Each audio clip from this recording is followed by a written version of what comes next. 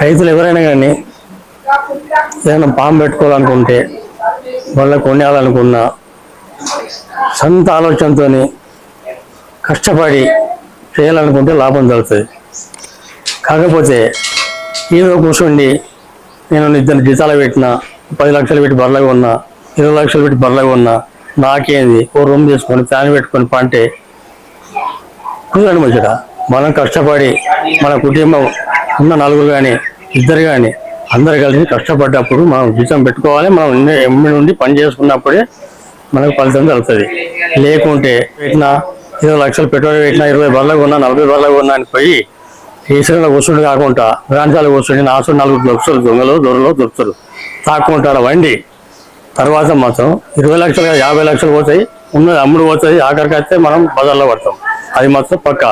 అది దయచేసి రైతులు ఎవరైనా కానీ కష్టపడటలే చేయాలి.